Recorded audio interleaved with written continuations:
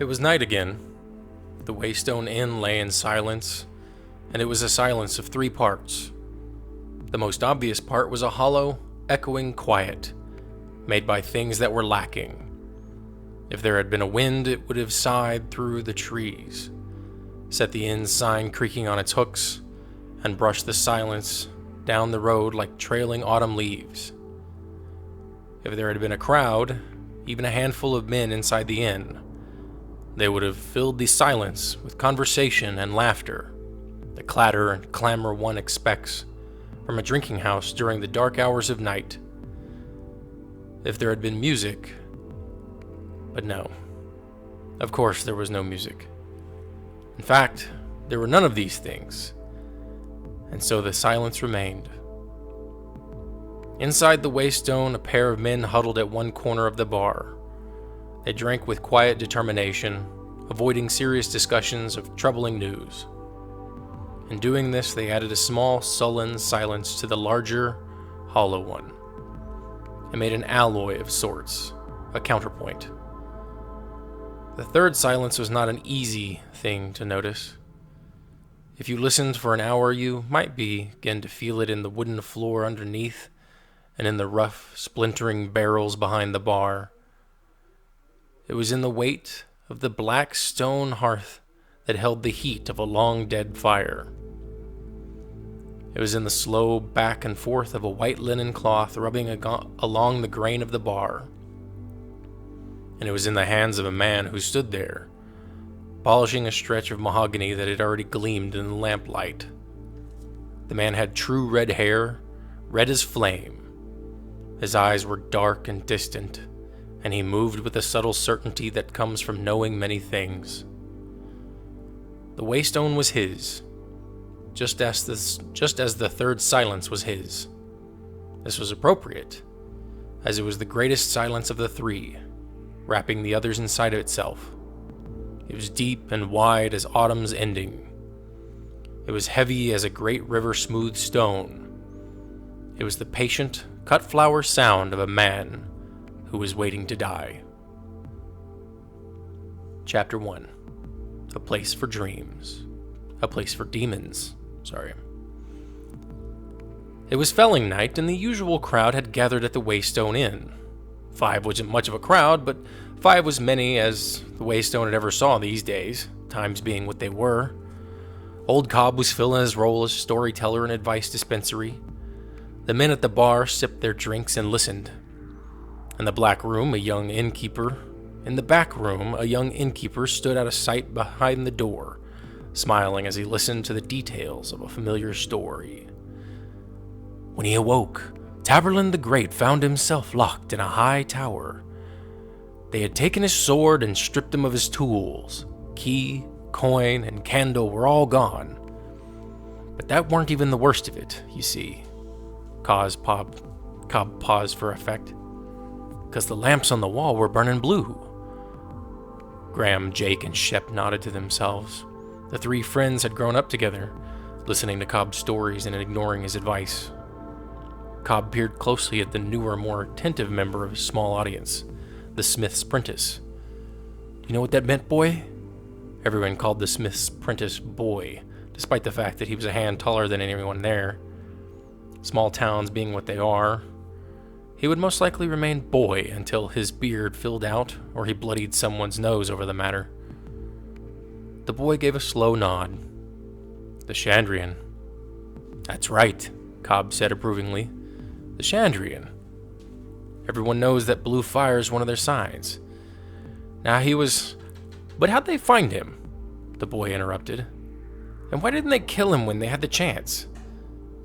"Hush now, you get all the answers before the end," Jake said. "Just let him tell it." "No need for all that, Jake," Graham said. "Boy's just curious. Drink your drink." "I drank me drink already," Jake grumbled. "I need t'nother. But the innkeep's still skinning rats in the back room." He raised his voice and knocked his empty mug hollowly on the top of the mahogany bar. "Hoy! With thirsty men in here!" The innkeeper hurried with 5 bowls of stew and 2 warm, round loaves of bread. He pulled more beer for Jake, Shep, and old Cobb, moving with an air of bustling efficiency. The story was set aside while men tended to their dinners. Old Cobb tucked away his bowl of stew with the predatory efficiency of a lifetime bachelor. The others were still blowing steam off their bowls when he finished the last of his loaf and returned to his story. Now, Taberlin needed to escape, but when he looked around, he saw his cell had no door, no windows. All around it was nothing but smooth, hard stone. It was a cell no man had ever escaped. But Taberlin knew the names of all things, and so all things were his to command. He said to the stone, "Break!" and the stone broke. The wall tore like a piece of paper, and through that hole Taberlin could see the sky and breathe the sweet spring air. He stepped to the edge, looked down, and without a second thought he stepped out into the open air. The boy's eyes went wide. "He didn't!" Cobb nodded seriously. So Taberlin fell, but he did not despair, for he knew the name of the wind, and so the wind obeyed him. He spoke to the wind, and it cradled and caressed him. It bore him to the ground as gently as a puff of thistledown, and set him on his feet softly as a mother's kiss. And when he got to the ground and felt his side where they'd stabbed him, he saw that it weren't hardly a scratch. Now, maybe it was just a piece of luck. Cobb tapped the side of his nose knowingly. Or maybe it had something to do with the amulet he was wearing under his shirt. "What amulet?" the boy asked eagerly through a mouthful of stew. Old Cobb leaned back on his stool, glad for the chance to elaborate. A few days earlier, Taberlin had met a tinker on the road, and even though Taberlin didn't have much to eat, he shared his dinner with the old man. "Right sensible thing to do," Graham said quietly to the boy. "Everyone knows a tinker pays for kindness twice." No, Jake grumbled. "Get it right. A tinker's advice pays kindness twice." The innkeeper spoke up for the first time that night. Actually, you're missing more than half," he said, standing in the doorway behind the bar. "A tinker's debt is always paid, once for any simple trade, twice for freely given aid, thrice for any insult made." The men at the bar seemed almost surprised to see Coat standing there. They'd been coming to the Waystone every failing night for months, and Coat had never interjected anything of his own before. Not that you could expect anything else, really. He'd only been in town for a year or so. He was still a stranger. The smith's apprentice had lived there since he was 11, and he was still referred to as that Ranish boy, as if Ranish were some foreign country and not a town less than 30 miles away. "Just something I heard once," Coat said to fill the silence, obviously embarrassed. Old Cobb nodded before he cleared his throat and launched back into the story. Now, this amulet was worth a whole bucket of gold nobles, but on account of Taberlin's kindness, the tinker sold it to him for nothing but an iron penny, a copper penny, and a silver penny. It was black as a winter night, cold as ice to touch, but so long as it was round his neck, Taberlin would be safe from the harm of evil things, demons and such. I'd give a good piece for such a thing these days," Shep said darkly. He had drunk most and talked least over the course of the evening.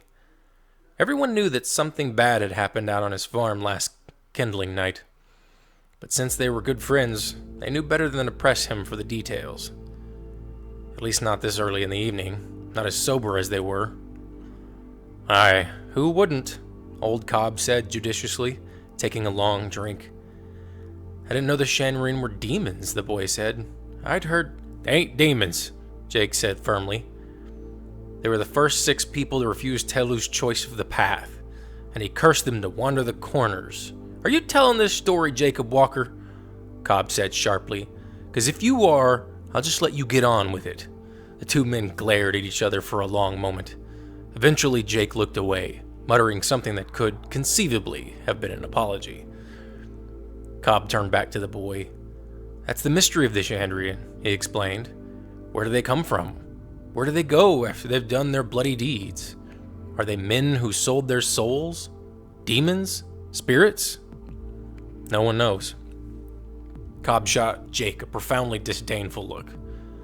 Though every half-wit claims he knows, the story fell further into bickering at this point about the nature of the Chandrian, the signs that showed their presence to the wary, and whether the amulet would protect Taborlin from bandits or mad dogs or falling off a horse. Things were getting heated when the front door banged open. Jake looked over. "It's about time you got in, Carter. Tell this damn fool the difference between a demon and a dog. Everybody know..." Jake stopped mid-sentence and rushed to the door. "God's body, what happened to you?" Carter stepped into the light, his face pale and smeared with blood. He clutched an old saddle blanket to his chest. It was an odd, awkward shape, as if it were wrapped around a tangle of kindling sticks. His friends jumped off their stools and hurried over to the side of him. "I'm fine," he said, as he made his slow way into the common room. His eyes were wild around the edges, like a skittish horse. "I'm fine. I'm fine." He dropped the bundled blanket onto the nearest table where it knocked hard against the wood, as if it were full of stones. His clothes were crisscrossed with long, straight cuts. His gray hair hung in loose tatters except where it was stuck to his body, stained with dark, sullen red. Graham tried to ease him into a chair. "Mother of God, sit down, Carter! What happened to you? Sit down!" Carter shook his head stubbornly. I told you, I'm fine. I'm not hurt that bad." "How many were there?" Graham said.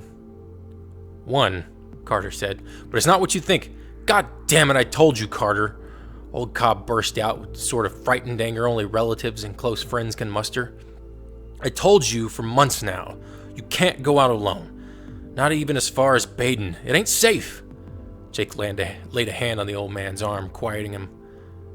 "Just take a sit," Graham said, still trying to steer Carter into a chair. "Let's get that shirt off you and get you cleaned up." Carter shook his head. I'm fine. I got cut up a little, but the blood is mostly Nellie's.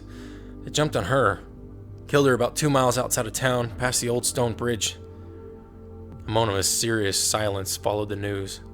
The Smith's Prentice laid a sympathetic hand on Carter's shoulder. "Damn, that's hard. She was gentle as a lamb, too. Never tried to bite or kick when you brought her in for shoes. Best horse in town. Damn." He trailed off. "Damn, I don't know what to say." He looked around helplessly. Cobb finally managed to free himself from Jake. "I told you," he repeated, shaking a finger in Carter's direction. "There's folks out lately that would kill you for a pair of pennies, let alone a horse and cart. What are you going to do now, pull it yourself?" There was a moment of uncomfortable quiet. Jake and Cobb glared at each other while the rest seemed at a loss for words, unsure of how to comfort their friend. The innkeeper moved carefully through the silence. Arms full, he stepped nimbly around Shep and began to arrange some items on a nearby table. A bowl of hot water, shears, some clean linen, a few glass bottles, needle and gut. "This never would have happened if he had listened to me in the first place," old Cobb muttered. Jake tried to quiet him, but Cobb brushed him aside. "I'm just telling him the truth. It's a damn shame about Nellie, but he better listen now or he'll end up dead. You don't get lucky twice with those sort of men." Carter's mouth made a thin line. He reached out and pulled the edge of the bloody blanket. Whatever was inside flipped over once and snagged on the cloth.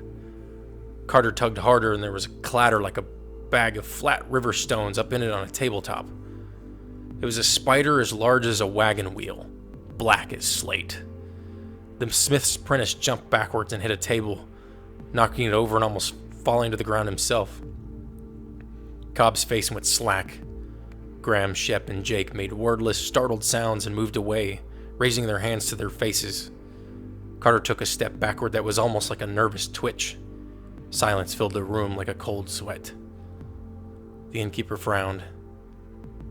"They can't have made it this far west yet," he said softly. If not for the silence, it is unlikely anyone would have heard him. But they did. Their eyes pulled away from the thing on the table to stare mutely at the red-haired man. Jake found his voice first. "You know what this is?" The innkeeper's eyes were distant. "Scrael," he said distractedly. "I thought the mountains..." "Scrael?" Jake broke in. Blackened body of God, coat. You've seen these things before? What? The red-haired innkeeper looked up sharply, as if suddenly remembering where he was. Oh, no, of course not. Seeing that he was the only one within arm's length of the dark thing, he took a measured step away. Just something I heard. They stared at him. Do you remember the trader that came through about 2 span ago? They all nodded. Bastard tried to charge me 10 pennies for a half-pound of salt, Cobb said reflexively, repeating the complaint for perhaps the 100th time. Wish I'd bought some, Jake mumbled. Graham nodded a silent agreement. He's a filthy shim, Cobb spat, seeming to find comfort in the familiar words. I might pay 2 in a tight time, but 10 is a robbery. Not if there are more of those on the road, Shep said darkly. All eyes went back to the thing on the table. He told me he'd heard of them over near Melcombe, Coat said quickly, watching everyone's faces as they studied the thing on the table.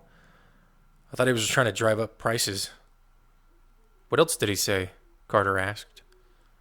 The innkeeper looked thoughtful for a moment, then shrugged. I didn't get the whole story. He was only in town for a couple hours. I don't like spiders, the smith's apprentice said. He remained on the other side of the table, some 15 feet away. Cover it up. It's not a spider, Jake said. It's got no eyes. It's got no mouth either, Carter pointed out. How does it eat? What does it eat? Shep said darkly. The innkeeper continued to eye the thing curiously. He leaned closer, stretching out a hand. Everyone edged even farther away from the table. Careful, Carter said. Its feet are sharp like knives. More like razors, Coates said. His long fingers brushed the thing's black, featureless body. It's smooth and hard, like pottery. Don't go messing with it, the smith's apprentice said. Moving carefully, the innkeeper took one of the long, smooth legs and tried to break it with both hands like a stick. Not pottery, he amended. He set it against the edge of the table and leaned his weight against it. It broke with a sharp crack. More like stone, he looked up at Carter. How'd it get all these cracks? He pointed at the thin fractures that crazed the smooth black surface of the body. Nellie fell on it, Carter said.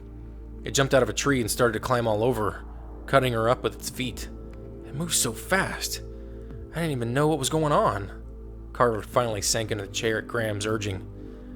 She got tangled in her harness and she fell on it, broke some of its legs. Then it came after me, got on me, crawling all over. He crossed his arms in front of his bloody chest and shuddered. I managed to get it off me and stomped it hard as I could. Then it got on me again. It trailed off, his face ashen. The innkeeper nodded to himself as he continued to prod the thing. There's no blood, no organs. It's just gray inside. He poked it with a finger, like a mushroom. Great Telu, just leave it alone, the smith's apprentice begged. Sometimes spiders twitch after you kill them. Listen to yourselves, Cobb said scathingly. Spiders don't get big as pigs. You know what this is. He looked around, making eye contact with each of them. It's a demon. They looked at the broken thing. Oh, come now, Jake said, disagreeing mostly out of habit. It's not like... He made an inarticulate gesture. It can't just... Everyone knew what he was thinking. Certainly there were demons in the world, but they were like Telu's angels. They were like heroes and kings. They belonged in stories. They belonged out there. Taborlin the Great called up fire and lightning to destroy demons. Tello broke them in his hands and sent them howling into the nameless void. Your childhood friend didn't stomp one to death on the road to Badenbrit. It was ridiculous. Coat ran his hand through his red hair, then broke the silence. There's one way to tell for sure, he said, reaching into his pocket. Iron or fire. He brought out a bulging leather purse. And the name of God, Graham pointed out. Demons fear 3 things: cold iron, clean fire, and the holy name of God. The innkeeper's mouth pressed itself into a straight line that was not quite a frown. Of course, he said as he emptied his purse onto the table, then fingered through the jumbled coins. heavy silver talents and thin silver bits, copper jots, broken hay pennies, and iron drabs. Does anyone have a shim? Just use a drab, that's good iron, Jake said. I want good iron, the innkeeper said. A drab has too much carbon in it. It's almost steel. He's right, the smith's apprentice said, except it's not carbon. You use coke to make steel, coke and lime. The innkeeper nodded deferentially to the boy. Deferentially, that's the word. You'd know best, young master. It's your business, after all. His long fingers finally found a shim in a pile of coins. He held it up. Here we are. What will it do? Jake asks. Iron kills demons, Cobb's voice was uncertain. But this one's already dead. It might not do anything. One way to find out. The innkeeper met each of their eyes briefly, as if measuring them. Then he turned purposely back to the table, and they edged further away. Coat pressed the iron shim to the black side of the creature, and there was a short, sharp crackling sound, like a pine log snapping in a hot fire. Everyone startled, then relaxed when the black thing remained motionless. Cobb and the others exchanged shaky smiles, like boys spooked by a ghost story. Their smiles went sour as the room filled with the sweet, acrid smell of rotting flowers and burning hair. The innkeeper pressed the shim under the table with a sharp click. Well, he said, brushing his hands against his apron. I guess that settles that. What do we do now? Hours later, the innkeeper stood in the doorway of the Waystone and let his eyes relax to the darkness. Footprints of lamplight from the inn's windows fell across the dirt road and the doors of the smithy across the way. It was not a large road or well-traveled. It didn't seem to lead anywhere, as some roads do. The innkeeper drew a deep breath of autumn air and looked around restlessly, as if waiting for something to happen. He called himself Coat.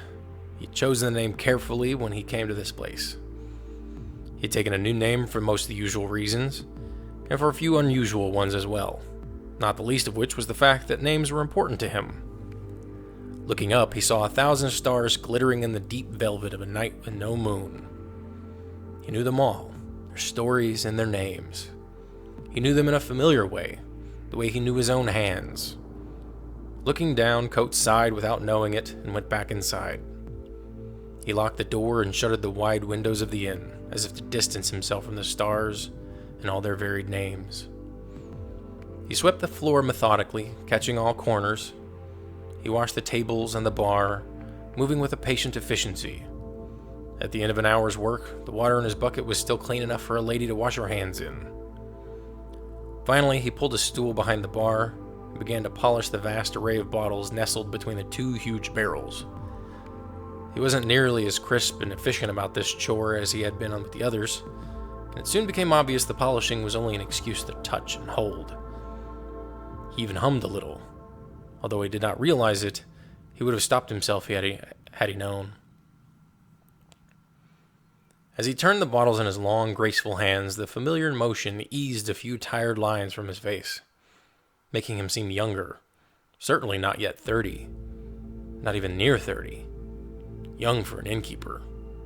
Young for a man with so many tired lines remaining on his face. Coat came to the top of the stairs and opened the door. His room was austere, almost monkish. There was a black stone fireplace in the center of the room, a pair of chairs, and a small desk. The only other furniture was a narrow bed with a large, dark chest at its foot. Nothing decorated the walls or covered the wooden floor. There were footsteps in the hall, and a young man stepped into the room carrying a bowl of stew that steamed and smelled of pepper. He was dark and charming, with a quick smile and cunning eyes. "You haven't been this late in weeks," he said as he handed over the bowl. "There must have been good stories tonight, Reshi." Reshi was another of the innkeeper's names, a nickname almost. The sound of it tugged one corner of his mouth into a wry smile as he sank into the deep chair in front of the fire. "So what did you learn today, Bast?" "Today, master, I learned why great lovers have better eyesight than great scholars." "And why is that, Bast?" Coat asked, amusement touching the edges of his voice. Bast closed the door and returned to sit in the second chair, turning it to face his teacher and the fire. He moved with a strange delicacy and grace, as if he were close to dancing. Well, Reshi, all the rich books are found inside where the light is bad, but lovely girls tend to be out in the sunshine, and therefore much easier to study without risk of injuring one's eyes. Coat nodded. But an exceptionally clever student could take a book outside, thus bettering himself without fear of lessening his much-loved faculty of sight. I thought the same thing, Reshi, being, of course, an exceptionally clever student. Of course. But when I found a place in the sun where I could read, a beautiful girl came along and kept me from doing anything of the sort. Bast finished with a flourish. Coat sighed. Am I correct in assuming you didn't manage to read any of the Selim tincture today? Bast managed to look somewhat ashamed. Looking into the fire, Coat tried to assume a stern face and failed. Ah, Bast. I hope she was lovely as a warm wind in the shade. I'm a bad teacher to say it, but I'm glad. I don't feel up for a long bout of lessons right now. There was a moment of silence. Carter was attacked by a Skraeling tonight. Bast's easy smile fell away like a cracked mask, leaving his face stricken and pale. The Skrael. He came halfway to his feet as if he would bolt from the room, then gave an embarrassed frown and forced himself back into his chair. How do you know? Who found his body? He's still alive, Bast. He brought it back. There was only one. There's no such thing as one Skraeling, Bast said flatly. You know that. I know, Coat said. The fact remains there was only one. And he killed it? Bast said. It couldn't have been a Skraeling. Maybe... Bast, it was one of the Skrael. I saw it. Coat gave him a serious look. He was lucky, that's all. Even so, he was badly hurt. 48 stitches. I used up nearly all my gut. Coat picked up his bowl of stew. If anyone asks, tell them my grandfather was a caravan guard who taught me how to clean and stitch a wound. They were too shocked to ask about it tonight, but tomorrow some of them might get curious. I don't want that. He blew into his bowl, raising a cloud of steam around his face. What did you do with the body? I didn't do anything with it, Coat said pointedly. I am just an innkeeper. This sort of thing is quite beyond me. Reshi, you can't just let them muddle through this on their own. Coat sighed. They took it to a priest. He did all the right things for all the wrong reasons. Bast opened his mouth, but Coat continued before he could say anything. Yes, I made sure the pit was deep enough. Yes, I made sure there was rowan wood in the fire. Yes, I made sure it burned long and hot before they buried it.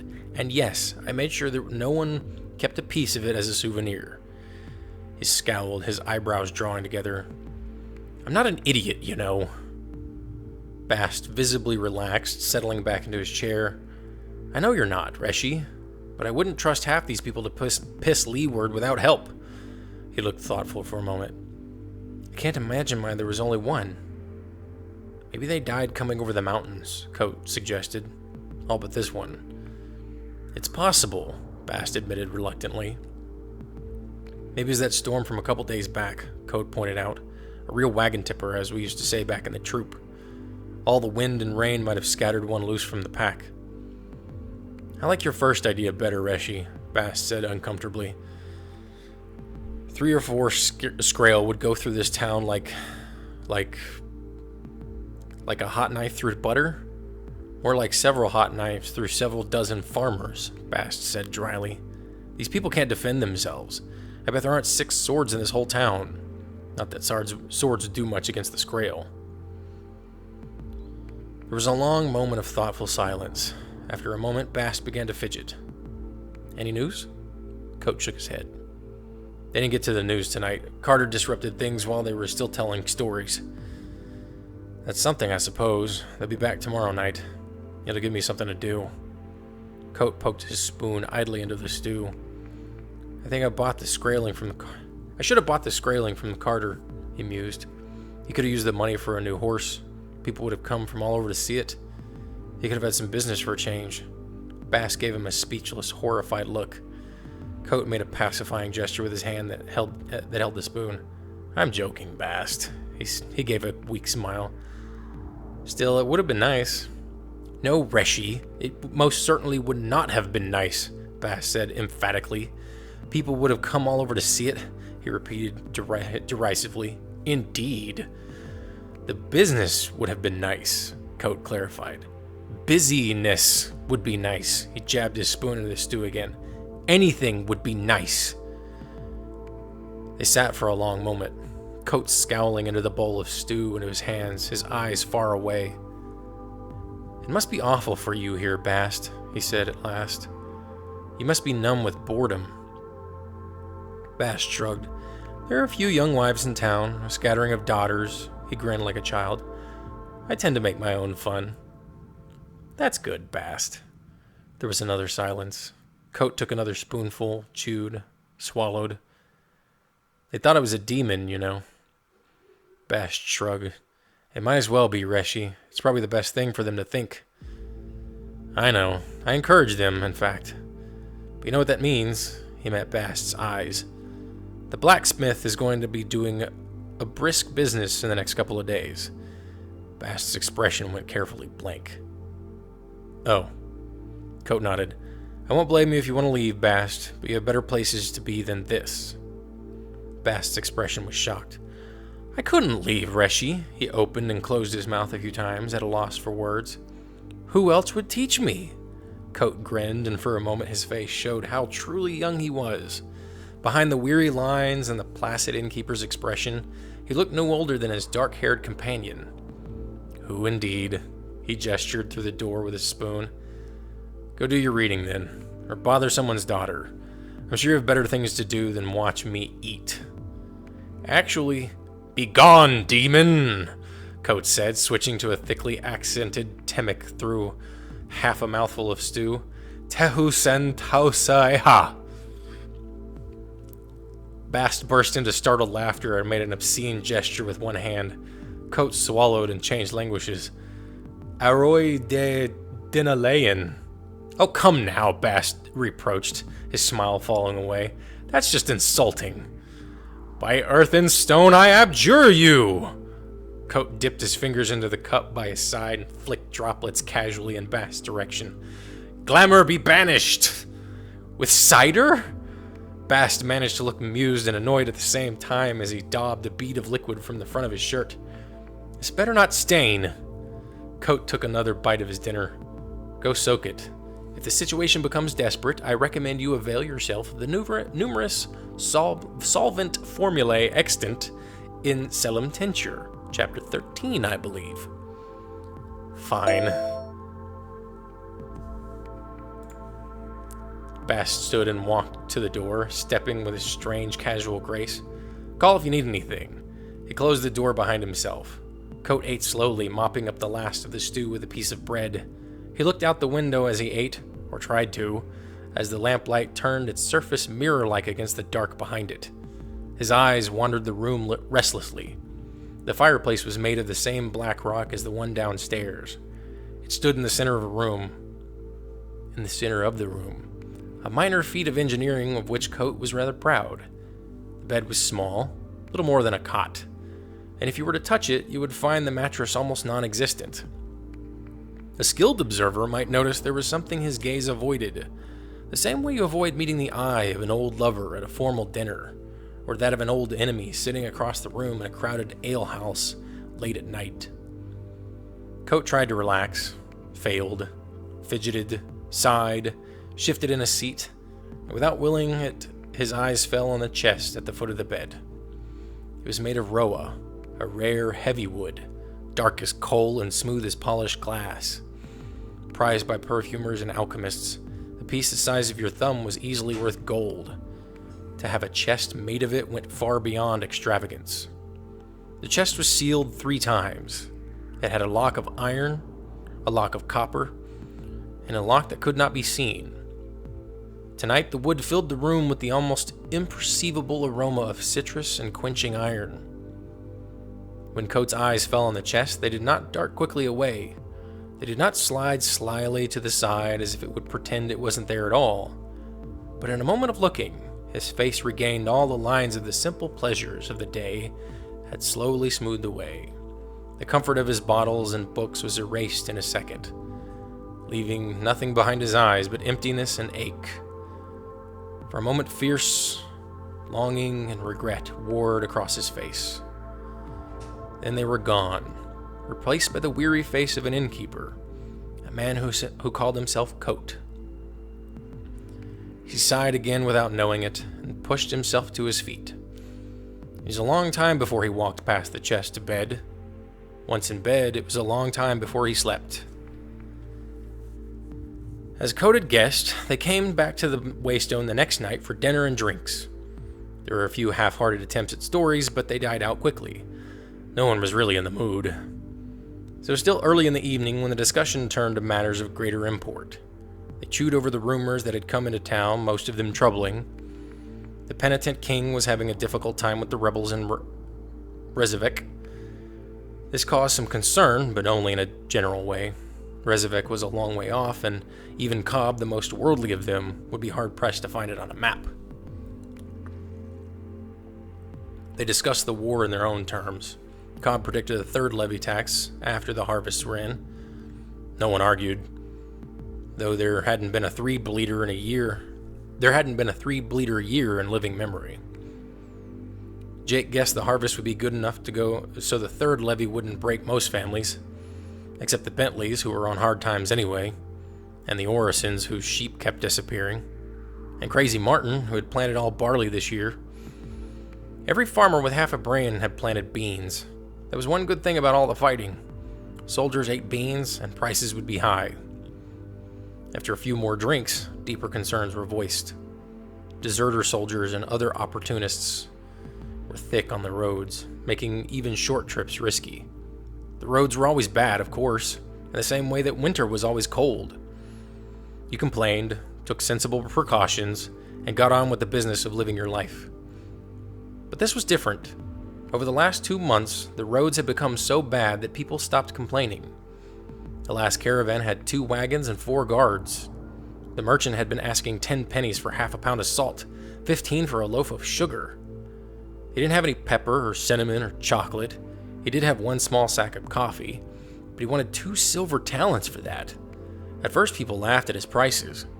Then, when he held firm, folk had spat and cursed at him. That had been 2 span ago, 22 days. There had not been another serious trader since, even though this was the season for it. So despite the third levy tax looming large in everyone's minds, people were looking in their purses and wishing they had bought a little something, just in case the snow came early. No one spoke of the previous night, of the thing they had burned and buried. Other folk were talking, of course. The town was alive with gossip. Carter's wounds ensured that the stories were taken half seriously, but not much more than half. The word demon was being spoken, but as with smiles half hidden behind raised hands. Only the 6 friends had seen the thing before it was burned. One of them had been wounded and the others had been drinking. The priest had seen it too, but it was his job to see demons. Demons were good for his business. The innkeeper had seen it too, apparently, but he wasn't from around here. He couldn't know the truth that it was so apparent to everyone born and raised in this little town. Stories were told here, but they happened somewhere else. This was not a place for demons. Besides, things were bad enough without borrowing trouble. Cobb and the rest knew there was no sense talking about it. Trying to convince folk would only make them a laughingstock, like Crazy Martin, who had been trying to dig a well inside his own house for years now. Still, each of them bought a piece of cold wrought iron from the smith, heavy as they could swing, and none of them said what they were thinking. Instead, they complained that the roads were bad and getting worse. They talked about merchants and deserters and levies and not enough salt to last the winter. They reminisced that 3 years ago, no one would have even thought of locking their doors at night, let alone barring them. The conversation took a downward turn from there, and even though none of them said what they were thinking, the evening ended on a grim note. Most evenings did these days, times being what they were. And chapter 1 is complete. Hello, everybody. Sorry I was ignoring you all, but trying to read and stuff.